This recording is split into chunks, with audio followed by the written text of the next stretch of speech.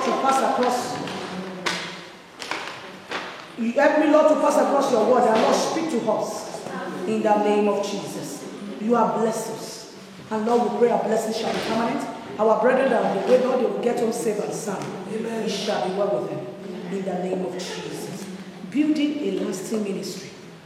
Because you know that scripture the Lord gave us for this program. There is a part we have not touched there. He said, I will make you a sharp instrument. Now, when God make you a sharp instrument, there is a purpose for making you a sharp instrument. He said you will do what? Let's quickly open it. Let somebody read for us. Isaiah 41:15.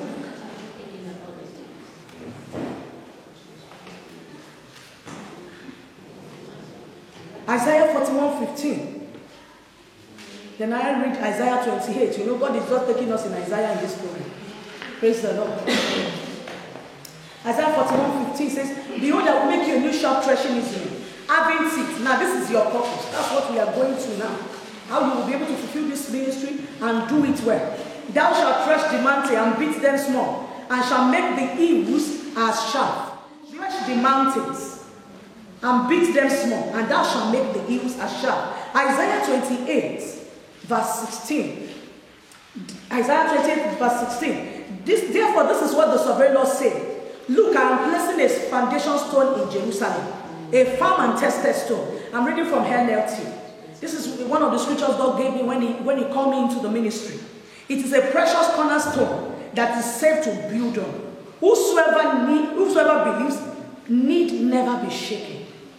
That is the foundation. When the foundation of a building is standing well, you don't, when storm comes, when everything comes, it will stand still. When members say we are going, we don't want to attend your church again, it will stand still because what it is God who has called you. So it is important to build to last in ministry. The builder is the Lord, but he expects us to be involved and to build wisely. You understand me? May we not behave unwise. Amen. You know, there are some actions that are unwise actions. Yes. There are some actions that close the door against you. Mm-hmm. There are some actions, you know, when God covers you with favor, you understand me? And then you put up some action, he just remove the favor immediately. Mm-hmm. The Lord will help us. Amen. So when we talk about building, what comes to our mind is a house. And a house usually starts with a foundation. As a matter of fact, if you are building a 4-story building, you understand me? The foundation must be deep. You understand me? So to have a lasting ministry, foundation must be right. It must be free from all entanglements. You understand me? You understand? When our sister, the woman of God, was sharing her testimony, it calls back to mind one of the things I put down for this program that we're going to do. You understand me? That we're going to talk about. And when she mentioned that thing, and that was the same thing, but before we go, we'll pray over it. The Lord has said we should demolish here. You understand me? And that's the spirit of anger. You understand me? Hot temper, anger. You understand me? And I'm sorry, but my wonderful Edo people, it's very common. You understand? When you see, they say, and these are things that can destroy the ministry. It's not that you wish it. You just find yourself doing it. It's a foundational problem. Mary Magdalene, in Luke chapter 8, verse 2, the Bible says, out of her were cast out 7 demons. It was after the demons left her, that's when she can serve Jesus effectively. You understand me? When we come to Christ and you give your life to Jesus, you can no longer be possessed, but you can be oppressed and afflicted. The devil, when you are born again, the devil cannot live in you again. You understand me? But you can be oppressed and be afflicted by these demons, by this spirit. So therefore, foundation must be clean, must be right, free from all these, issues. There are families where they serve a particular God, and when you now say you want to start ministry, you see that you'll be struggling in ministry. You understand me? You forward, you cannot go backward on the same spots. Even if you are working, if you are in a place where the one they will be pointing to as the problem, it's not of God. You understand me? Now, I will give us 10 keys fast to a lasting ministry. 10 keys to a lasting ministry. How we can build to last. I've talked about one. You understand? I think my husband mentioned it also. Obedience is a major key, so I will not expatiate on it again. I've talked about it when I was talking about let God make you. Number 2 is faith.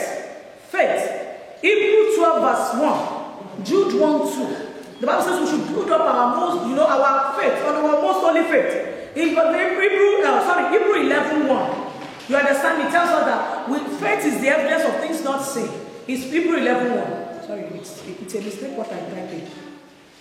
That, you know, that faith is the evidence of things not seen. You understand? Let's read it. Let me not quote out of context. Hebrew 11. Is somebody there reading for me? Please, if I can get drinking water, I wouldn't mind. Hebrew 11:1. Yes, sir. Now, faith is the substance of things hoped for, the evidence of things not seen. Amen. And the Bible says, for it is by it, verse 2, elders obtain a good report. So if you want to obtain a good report, you must have faith. If you want to understand, if you want to go far with the Lord in the ministry, because God called you into the ministry, He said, "Thou mighty woman of valor," and you look at yourself, I don't have anything, how can God call me that mighty woman of valor? You understand me? It is by faith that God will tell you, this ministry I've committed to your hand is an international ministry, yet you don't even have, maybe you don't even have documents. You understand me? And God is telling you it's an international. When God called me to the ministry, I didn't even have passports. And He told me Overcomers International. You understand me? You know, we were talking about vision yesterday, that is as far as you see that you can go. You must believe in God. You cannot operate in the ministry without faith. Because God will give you a project that you have to do for 1 million, and yet you have only maybe 100 in your pocket. You have to operate by faith. Praise the Lord. So any ministry that will last, you must spend faith as your currency. Praise the Lord. God give you assignment to do, it must be by faith. Believing God. When you don't put your leg into Jordan, Jordan will not pass. You understand me? If Moses stand by the Red Sea and he's looking at the Red Sea and he did not, God says stretch forth his hand. If he's still thinking in his head that if I stretch my rod, what will now happen? That's why I told us that if you want to follow God, you will leave your brain behind. Your brain cannot work it out. You understand me? Even your salary is not enough to run the ministry. So that is why you need God. You need faith. Praise the Lord. And you know, when you talk about faith, you understand me? It's the evidence of things not seen.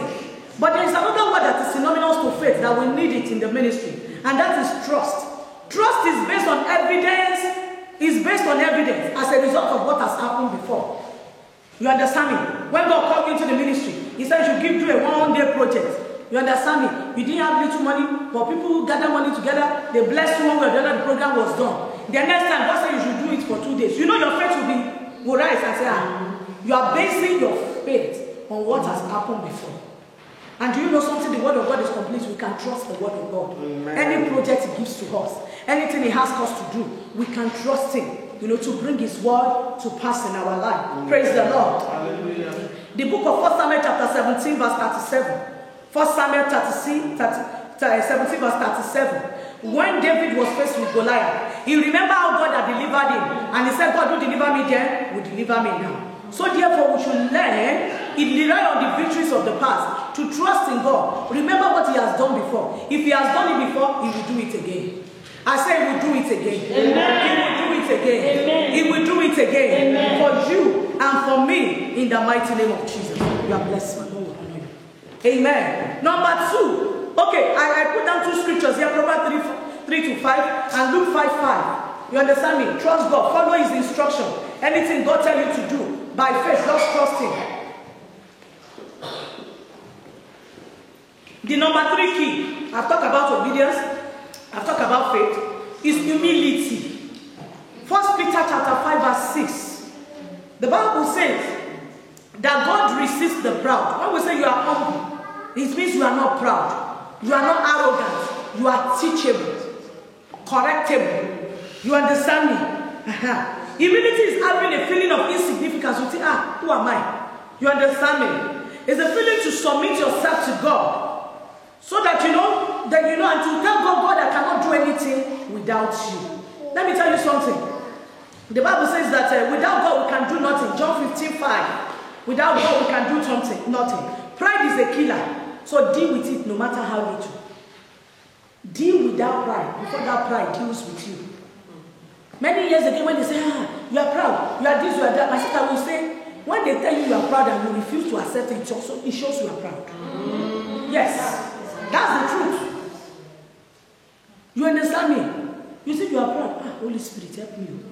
Hey, pride. Me. Where did I see that one from? You understand me? The Lord will help us in Jesus' name. Amen. So deal with it. No matter what God is using you to do, remain humble. Remember Vashti. And you know, she was demoted because of pride in Esther chapter 1. We must ask for grace to be humble. We must ask for grace to be humble. You know, you pray for the sick and the sick receive healing. You understand? The next time pastor says stand up in church, you are sitting down. So we are not on the same level again. Praise the Lord. As pastor heals sick, for me I've healed sick. Abi? It comes in subtly. That's right. Pride is so subtle. You won't know it's there. You understand me? When you are so much conscious of yourself, of your reputation, of your ego, it's a sign of pride. It's a sign of pride. You understand me? I don't want people to. Is that not what killed Saul? Yeah. Because of what people will say. He went ahead and offered sacrifice.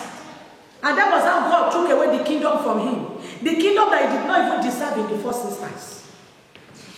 Praise the Lord. Amen. Number 4, accountability. Be accountable. Don't be without a person to caution you.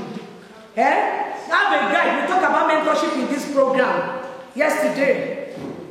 Let there be somebody that will be able to look at you straight in the eyes and tell you are wrong, and you will say yes. You understand me? Be accountable to somebody. You have to consciously do it. If you are a woman, you are the one God has given the vision of the ministry to. You must consciously submit yourself to your husband if he's not involved in the work, and ask for grace. Be accountable. Report back, even if they don't ask you for the report. Say, I prune my body and I put it under subjection. Lest after I preach to others, I myself, will not be a cast away. Ruth was accountable to Naomi. Ruth chapter 3 verse 16. Be accountable. Have mentors. Have spiritual parents. You understand me? Even if you are the GO of the GO. You understand me? Be careful of people who doesn't have parents. Don't call them your father. Somebody that doesn't have a covering over his head, then you are calling that person your father. You understand me? Somebody that is not teachable and wants you to say everything, and they will pray for you on the altar. If I buy a car, you will buy a car. Praise the Lord. So that means if he doesn't buy a car, you will not buy a car. You understand me? So many witchcraft, we see, and manipulation. We see. Praise the Lord. Number 5, association. Association kills. Choose wisely. Amos 3:3 says, can two work together except they agree? You are a woman of God. How can it be that a woman that is not going to church is your closest friend?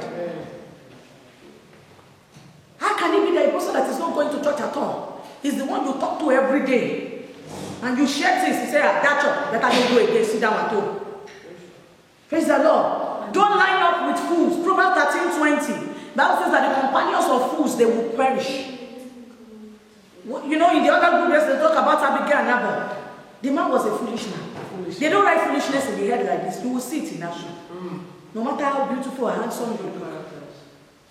Choose wisely those who you associate with. Praise the Lord. Praise the Lord. Association can mark or make you or determine how far you go. Am I speaking to someone who getting blessed? Amen. Then number 6, creative. Be creative. God showed you a pattern many years ago. Yes, you are following the pattern, but you don't know how to do something good. I wanted to show us how we can design simple flyers. You understand me? Be creative. Have good packaging for your ministry. You know that we will see your flyer, we will not even feel like coming for the program. Because blue is mixed with yellow, yellow is mixed with purple and everything like that. Be creative. Genesis 1:1 makes us to understand that the first thing God revealed about himself that is creative. God says in the beginning. What was the first thing I said about God? God created the heaven and the earth. What are you creating? You must be creative. Have creative ideas. And we can get all these ideas from God. You understand? God went on creating for 6 days. The creative power of God must be evident in your ministry. You must not be rigid. Get fresh ideas. So far it is not deviating from the... You know we shoot movie. When we make films and everything like that, it's not the way I write it down in the script that you eventually see. We always pray that our movie will be greater than our scripts. Because as you get to the place where we want to shoot the movie, you will see new things. Don't be rigid. If your message is not being affected, if it is just something that will enhance it, you understand me? Do banner. That's what I say you should do banner. Some people will say it's a demon. What makes it demonic? You understand me? Is it not making it beautiful? Yes. Be creative. Be creative. Be creative. Think of something good. Even as you are cooking as a woman in the house, Be creative with your cooking. Don't be boring. Praise the Lord. Hallelujah. Get fresh ideas. Creative program change the norms. That is what makes you unique. Number 7, submission. As a married woman, I know we have learned that yesterday. As a married woman, be submissive and honor your husband and build your home. Your home is your number 1 ministry. Your primary ministry. You understand me? If you don't have a home and you are busy around doing the ministry work, you are building on nothing. It will not last. Build to submit. Praise the Lord. Build to submit to God. Praise the Lord. Submission. Submission is not foolishness. I won't be able to go through so many things. It's not foolishness. You understand me? If you are a woman that is leading the ministry, carry your husband along. There is a story in the book of 2 Kings chapter 4 verse 8 to 11. That woman is a ministry woman, Shunammite woman. Because she said, I perceived, she was the one that received the vision that Elisha is a man of God. The husband didn't even take notes. So it is possible for you that you will receive vision. But the way you present it to your husband, he said, therefore let us make room for him. The woman carried the husband along. She didn't say, Shebi, I'm the one earning the highest money. I can do anything I like with my money. It's my ministry, it's my calling. There was a time I was behaving one kind like that. The ministry told me, you think it's your ministry. I will take the ministry away from you and give it to your husband. You understand me? I was reporting myself to my father in the Lord. So he didn't reply for a very long time. And I believe it was the Holy Spirit. Until the Lord dealt with me and said, no, that is not it. This is not the whatever. You can't, you love me, I know, but you know there is a place for this, there is a place for that. As a woman, you must know that after God, it is your husband. Then comes ministry as a married woman. So every vision, you must be able to know how to present it to your husband. Even if he's not physically involved with you, he can pray for you. If at the initial stage, he's not even giving you money to do anything, you don't worry. Everything you receive, you still go home. Share testimony with him. Carry him along. Prepare food before you leave the house. Satisfy him. Meet all his needs so that anointing will flow. Amen. Amen. Praise the Lord. Did you get what I'm saying? Yes. You want to go for ministration. The man does not know you are going for ministration. Say, you see me in the room. And you are saying, this man want to spoil the anointing. You don't know that is what will even make the anointing to flow. See them laughing. You don't know. When your husband is happy with you, anointing will flow when you are going. Yes. Praise the Lord. So, do your duty. Take care of yourself. If you are going to go into fasting as a woman leading the ministry, to do it with concession of your husband. There's nothing stopping you from after breaking the fast and ministering to him. Praise the Lord. Minister to him first. It's your first people. You understand me? Your first congregation. Your first. You understand me? Minister to him. Minister to him. So the anointing will flow very well. Not that you are standing on the altar, you are preaching, and God is saying, who is this one talking? She's not even taking care of her home. And she's talking, she's doing this, she's doing that. You understand me? We are laughing, but these are things that destroy marriages. Yeah. Let's close that door a little. There are many women today who have taken over, they put the ministry over their marriage. Let's strike a balance. Strike a balance. When I was getting married, I was told there are 2 food men eat. In fact, it's a man that told me, one of my, someone I look up to in the ministry, one of our colleagues, he said, Sister Toyi, don't just go and be a spiritual woman. Men eat physical food, and they don't joke with the other one. So I said, which? He does not respect anointing. Do it well. Do it good. The man will be backing you up in prayer. Sex is very important to me. The Bible talk about David now, as old as he is. The Bible says immediately they brought a young girl. Praise the Lord. It's true. The body came alive again. You say, I'm fasting today. I'm fasting tomorrow. You are already destroying that ministry. That's right. You understand me? The man will not be happy. But when you do everything he wants for him, you understand me? If I will be sweeping the floor, you will be saying, sweetheart, it's okay, don't sweep. It's alright. You say, don't embarrass me. I say, I'm not embarrassing you. It's God's work. At least, if I cannot preach with you, I cannot sing with you. Let me help you with this. Yes, that's right. Honor him everywhere you go. Appreciate him. Celebrate him. It's the crown you are wearing. It's your king. Lift him up. Let him know how important is it in your life. Let him know that it's more important to you than the ministry. Yes. Let him know that. You think if I'm not doing it well, I'm still praying God will help me more. I'm not going to flow. All of you are giving testimony. You think there will be testimony. No testimony will come. Because the word of God cannot be broken. It says submit first. If you don't submit for nothing, will back up your ministry. Praise the Lord. Carry your husband and dog. Don't just take decision. Sometimes because you are the one that owns the ministry, you want to take decision about the money. Learn how to submit it. You understand? A good man will not take from the ministry money from you. But just let it be involved. Let it be involved. You understand me? Everything you are doing, you understand me? Tag him on Facebook. Tag him everywhere. Carry him along. One day you just see the man, he will want to follow you. He said, you will drop me. No, I'm not dropping. We will go there together. Amen. And then you will see him say, that's my wife. Amen. That's my wife. Yes. Praise the Lord. Praise the Lord. The Lord will help us in the name of Jesus. Number 8, I have 2 more points that makes ministry to last. Makes ministry to life. His holiness. My husband has talked about it. Hebrews 12:40 says, without holiness, no man shall see God. You understand me? And let's walk towards entering into his rest. Not only that, let our life be holy. My husband used to tell me that when the food is hot, no flies can stay on that food. When your spiritual life is okay, no demon can harass you. You understand me? Even when they come, surely they shall gather. There's another testimony we did not share. There's another testimony. Somebody was here yesterday. She went back home and the devil came up to harass her in the dream. He said, I don't know where I got the courage from. I fought and I collected the knife from the man. I escaped. And the people were asking me, how did you escape? Say, I told them that surely they shall gather. But not by God. Not that they will not gather. You can take the word of God with authority when you are holy, walking, before him. Number 9, when you want to build to last. Prayer, fasting, and the word. I put it together because the 3 must go together. If you fast and you don't pray, it's hunger strike. You fast and you don't, you fast, you pray, you understand me, the word is not coming, then it's not complete. Joshua 1:8, 1 Thessalonians chapter 5 verse 16 to 18, then Matthew chapter 17:21, Mark 9:27. This first scripture talks about fasting, talks about prayer and the word. We should let the word of God dwell in our hearts. And finally, it's one we don't like to hear, but I think I've talked about it again today.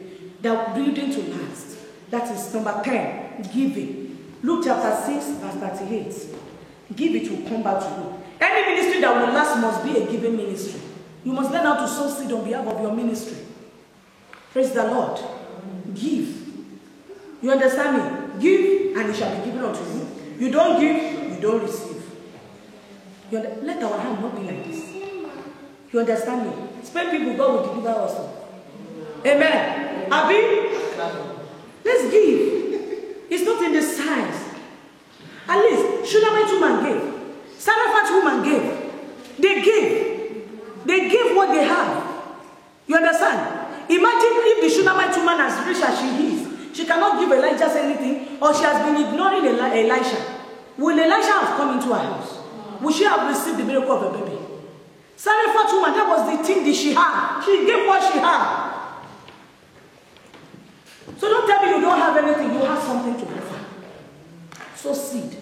When you see people that you cover the grace of God upon their life, don't just say it with mouth. Find a way of sowing seed. That's right. If they are so far away from you, be praying for them. It's a seed you are sowing. Praise the Lord. We don't like it. We don't like to hear about giving. Is it not because Abraham gave Isaac? That is when we have that scripture we are quoting today. That my seed shall possess the gate of my enemy, of his enemy. Is it not because of that? Because he gave. You understand me? Give sacrificially. 2 Samuel 24, verse 24. 2 Samuel 24. David says something. He said, I will not give an offering to my God that will not cost me anything. Some of us travel from far places to be here. We gave something to receive something, and that is why we got it. So your ministry will last. These 10 things are important. There are more than that. But I pick 10 that we can quickly go over them. They are very, very vital. I pray the Lord will digest the word in our hearts. In the mighty name of Jesus. Building to last. It is when we have this thing, that is when you cannot begin to possess the land. There will be a follow-up for this program. I will inform us. Because I didn't even do half of the teaching. There are supposed to be 5, but we are blessed already. Look at all these great people too that blessed us. All of you, your coming is an answer to my prayer. And it's a proof to me, God has proved to me again, that I am the one that called you and I'm backing you up. When you continue in His way, He will show you proof. Even though you are not seeing the signs now, you look as if you are not making impact. You know, Pastor Esther told us something. He said she was doing a video and she was sending it out, He said the doctor said, she will be singing every day. You understand me? And it's not doing anything. He said it was that same day somebody called her and said, you did not send that video again. We are getting blessed. Do you understand me? You have something to offer the world. Don't let the devil, deceive you that you don't have it. You have it. You understand me? That was why, God has to sift us first. Separate. And so that we can build to us. Let's stand up. God has been so good. I really thank God for strength. I never knew I could stand up for this long. Number 10, giving. Luke 6:38. Sow seed on behalf of your ministry. Sow seed on behalf of your children. Even the one you have not given back to. Sow seed on their behalf. I sowed seed for my son. And that is why that no matter how the devil fought at them. That's what God told me. He woke me up. He said, see, this is the covenant I'm giving you. You can go to sleep. Amen. Hallelujah. My father in the Lord told me. He said, don't this ministry, you go and sow it because you are going to have a covenant child. Amen. You understand me? Don't just preach giving. Live it. And I think I've not preached giving to you. You have seen it. Praise the Lord. Hallelujah. Let's take note of what this means. I don't know whether you have any prayer requests before we pray finally, because we're going to round up now. Whatever it is, I know God has moved in our midst. But peradventure you think God has not touched me. I want you to cry out to God now.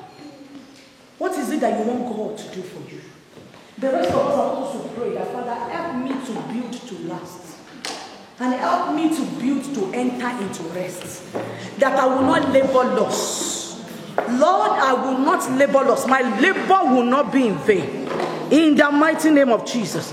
That my labor will not be in vain. In the name of Jesus. Father, help me, Lord. Help me, Father.